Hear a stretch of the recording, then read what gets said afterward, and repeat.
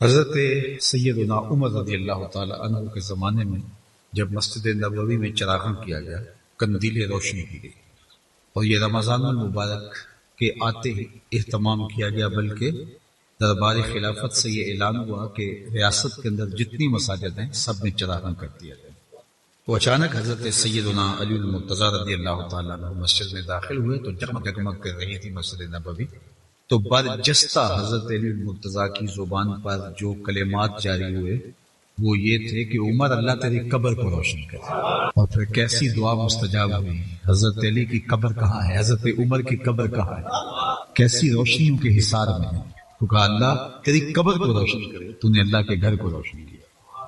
تو مسجد کی تزئین، مسجد کی آباد کاری، مسجد کی تعمیر، مسجد کی حفاظت، یہ خوش نصیب لوگوں کا اللہ نے مقدر بنایا۔ یہ ماہ صیام آئے گا تو کیسے کیسے نکلیں گے دین سکھانے والے۔ آپ تو سارا سال جو لوگوں کو ڈانس سکھاتے ہیں، رمضان میں وہ دین سکھانے آ جاتے ہیں، لیکن کوئی ایک بھی نہیں سیکھ پاتا، اس لیے کہ دین لفظوں سے نہیں سکھایا جاتا، دین عمل سے سکھایا جاتا ہے۔ میرے اور آپ کے آقا و مولا کی ظاہری زندگی اس دنیا کے اوپر جو حضور گزار کے گئے ہیں کتنی ہے؟ 63 سال۔ 40 سال تک حضور نے اعلان نبوت ہی نہیں کیا۔ یار کسی کی ذمہ داری ہے پوری دنیا کے اوپر اسلام غالب کرنا، حضور کا یہی کام تھا نا، پوری دنیا کے اوپر اسلام کو غالب کرنے کے لیے آئے تھے، اور تیزی کے ساتھ وقت گزر رہا ہے۔ 40 سال گزر گئے، ابھی تک دعوت دین ہی نہیں دی، اعلان ہی نہیں کیا۔ کہا محبوب 40 سال تک تیرے کردار کا سحر ان کے سینوں میں، ان کی روحوں میں اتر جائے، پھر آپ بولیں گے تو پھر کردار کی چمک اور روشنی اتنی ہوگی تیری بات کا انکار نہیں کر سکے۔ تو 40 سال تک حضور کے کردار کی چمک لوگوں کو اپنی طرف بلاتی رہی، اور پھر 40 سال کے بعد حضور نے جو ہے وہ کوہ صفا پہ سب کو بلایا اور بلا کے کہا لوگوں اگر میں کہوں کہ اس پہاڑ کی دوسری جانب سے ایک لشکر آ رہا ہے جو تمہیں کچل کے رکھ دے گا تو میری بات مان لو گے؟ انہوں نے کہا نظر نہ بھی آیا تو کہیں گے ہم اندھے ہیں تم سچے ہو۔ تو کہا میری سچائی پہ اتنا یقین ہے تو پھر مان لو اللہ ایک ہے۔ تو یہ کردار تھا جس نے لوگوں کو ماننے پہ مجبور کر۔ ہمیں ماہ صیام کے لیے اہتمام سے تیاری کرنی چاہیے۔ ہمارے بزرگ اس بات کی ترغیب دیتے تھے، اور ہمیں بھی عملاً اپنی اولاد کو اس کی ترغیب دینی چاہیے۔ اپنے گھروں کی صفائی ستھرائی ماہ صیام سے قبل اہتمام سے کریں۔ اگرچہ آپ کے گھر صاف ہوں گے، لیکن اس کے باوجود بچوں کو ساتھ شامل کر کے گھروں کو صفائی کریں، اور اس نیت سے کریں اور یہ شعور بچوں کو دیں کہ یہ سب کچھ ماہ صیام کے لیے ہو رہا ہے۔ آپ کا کوئی بڑا اچھا مہمان آ رہا ہو تو آپ اس کے لیے گھر کو سنوارتے ہیں، بچوں کے ذہن میں اس مہمان کا انتظار بڑھ جاتا ہے، اس انتظار کی شدت پیدا ہو جاتی ہے کہ یہ کون سا مہمان ہے کہ جس کے لیے گھر کو آراستہ کیا جا رہا ہے، اس کا انتظار بڑھ جاتا ہے۔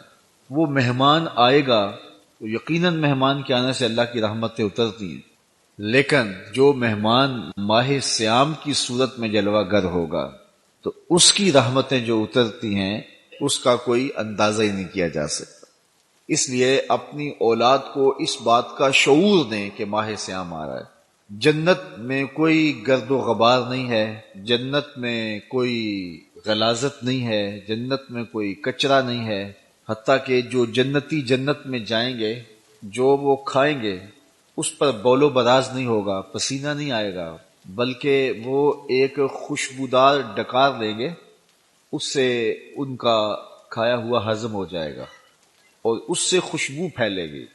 تو جنت میں ایسی کوئی چیز نہیں ہے، لیکن اس کے باوجود پورے 11 مہینے جنت کی زیبائش و آرائش ہوتی رہتی ہے ماہ صیام کے لیے۔ اور حضور نے ارشاد فرمایا کہ اگر لوگوں کو پتہ چل جائے کہ ماہ صیام میں کیا ہے تو وہ آرزو رکھیں کہ پورا سال ہی ماہ صیام ہو۔ ایک بندہ لمبا سفر کر کے مصیبتیں صعوبتیں راستے کی کاٹ کے حرم کے صحن میں جا کھڑا ہوتا ہے، بال بکھرے ہوئے ہیں، لباس پھٹا ہوا ہے، حالت پرا گندا ہے، دونوں ہاتھ لمبے کر کر کے دعائیں مانگتا ہے۔ اس کا کھایا حرام کا ہے، اس کا پیا حرام کا ہے، اس نے جو لباس پہنا ہے وہ حرام کا ہے۔